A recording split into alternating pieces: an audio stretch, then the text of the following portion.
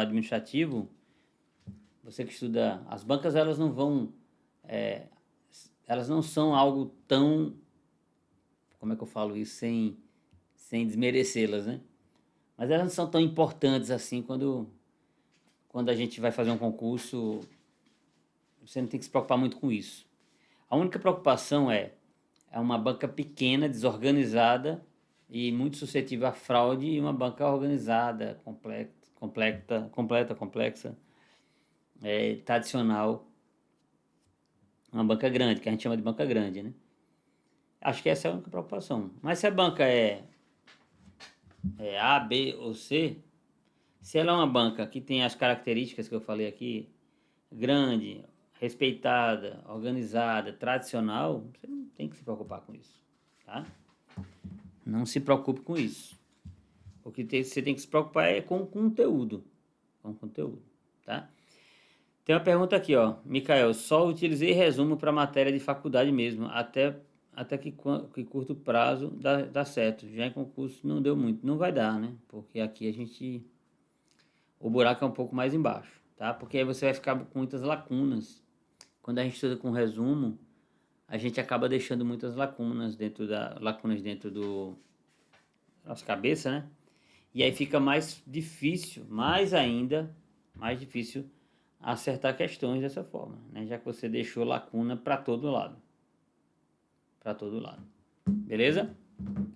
Mas bora lá, deixa eu voltar aqui, ó. Então, já tava.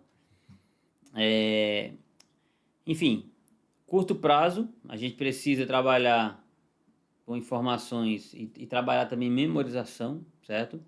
Trabalhar com ansiedade o tempo inteiro, insegurança e medo. Então é isso que vai. Eu coloquei curto prazo aqui, mas a gente tem que lembrar que o nosso projeto ele começa a dar certo quando a gente faz o estudo incremental. Porque eu preciso de quê? No estudo incremental. Eu preciso de tempo para formar bagagem. Então, aí isso aqui rompe um pouco com essa lógica, porque é justamente nesse ponto que a gente tem que trabalhar para aumentar as chances de aprovação, tá? Trabalhar a mente da gente para a gente conseguir fazer o estudo não ser curto prazo o tempo inteiro, beleza? Isso é muito importante. E aí trabalhar tudo isso, né? Insegurança, medo, etc. Lembrando aqui que a gente tem algumas fases. A gente tem fases, na aprendizagem, a gente tem a fase de acúmulo de conhecimento, tá? Nessa fase de acúmulo de conhecimento, é aquela fase inicial, geralmente é a fase pré-edital. Geralmente não, é a fase pré-edital. O edital está aqui, ó. Essa é a fase de acúmulo e de sedimentação do conhecimento, certo? É onde eu vou trabalhar mais a minha paciência. Por quê? Quando a gente começa a estudar para concurso, a gente quer logo ver uma aprovação, né? Vocês colocaram na cabeça de vocês quanto tempo aí de estudo? Participem aí. Vamos lá. Eu, quando comecei a estudar para concurso, eu tinha minhas projeções. Eu queria saber a de vocês. Vocês, quando começaram, pensavam em uma aprovação em quanto tempo? Tipo assim, eu vou trabalhar para que essa aprovação aconteça em tanto tempo. Ó. O João falou ali 5 anos. É bastante tempo, hein? Para a primeira aprovação. Não é para demorar tudo isso, né? É incomum. Quando você está estudando certo, tá? Para quem está estudando errado, o comum é 5, 6, 7 anos, 10 anos. Ó, o Kelber, 2 anos é um bom tempo, 2 anos já... 2 anos, 3 anos, para passar no concurso legal. Dá para passar antes em um concurso? Dá, pô. Eu passei em 2 concursos em 6 meses, quando eu comecei a estudar. Concurso de nível médio, né? Ele falou não para o primeiro, mas para o cargo-alvo. Mas o cargo-alvo é isso mesmo.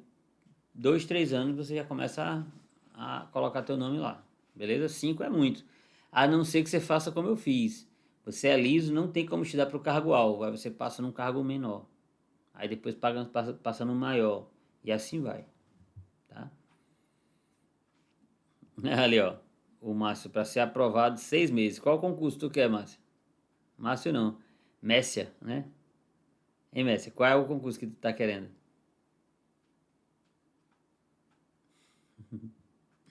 Você pai gostoso disse que era 1 ano, menos de 1 ano. Veja, eu trabalhei, eu fiz a minha primeira aprovação em 6 meses. Então, com 6 meses eu resolvi, tá? A minha questão de ser liso. Aí eu passei na Marinha e passei no Exército, eu tinha 17 anos. Então, com 6 meses você consegue passar no concurso de nível médio, o concurso tem 6, 7 matérias. Consegue. Depende da sua base, como você tá, né? Eu era bom em matemática, eu era bom em língua portuguesa, eu era bom em história, geografia, que era o que caiu, que caía. Então, esses 6 meses são os 6 meses que eu estava focado, mas nada era inédito do que eu vinha estudando. Então, a gente tem que colocar isso na mesa, tá?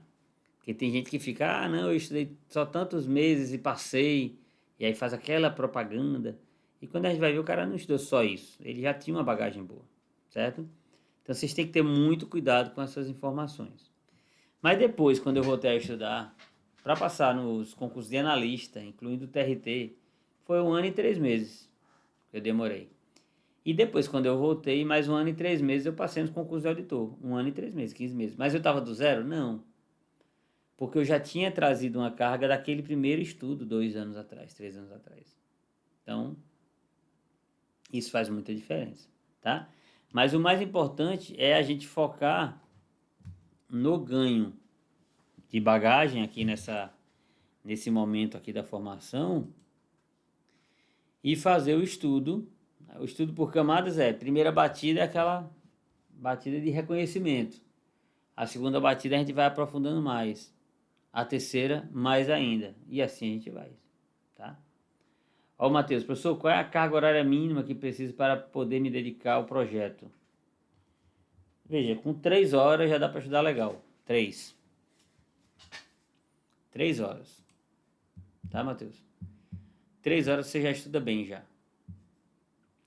Mas o ideal se você conseguir, como eu estudava, né, 4 horas e meia, ali fica bacana, tá?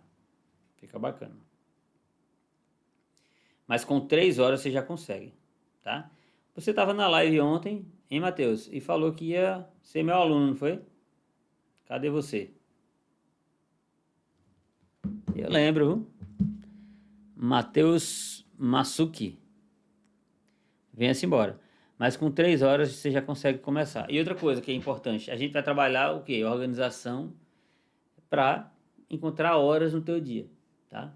E aí tu vai conseguir naturalmente aumentar a tua carga horária. Rubens Gomes, professor, li no seu livro, estou há 1 semana estudando. Li seu livro, estou há 1 semana estudando. Leio uma página e já tenho que lembrar o conteúdo. Já tenho que lembrar o conteúdo. Está certo? Não. Siga avançando, né? Esse método sem resumo é contraintuitivo. Sinto como se estivesse faltando algo. Mas por que ele é contraintuitivo, né? Contraintuitivo é eu achar que eu escrevendo vou aprender. Entendeu? Então, vamos raciocinar aqui, tá? Vamos fazer um exercício aqui de raciocínio. Estudar é um processo, certo? Estudar é um processo. Então, é um processo de aprendizagem. Para concurso público, o processo de aprendizagem ele vai ter uma saída diferente do que para a academia, para a universidade. Mas todo o processo tem entrada e saída, certo? Quais são os dados de entrada no processo de aprendizagem? Leitura, questões, certo? Videoaula, explicações. Quais são os dados de saída? Aqui é a saída que a gente dá em questões, em uma prova objetiva, uma prova discursiva, uma prova oral. Então, quando eu vou dar a saída, o que é que tem em comum nas saídas, nos dados de saída?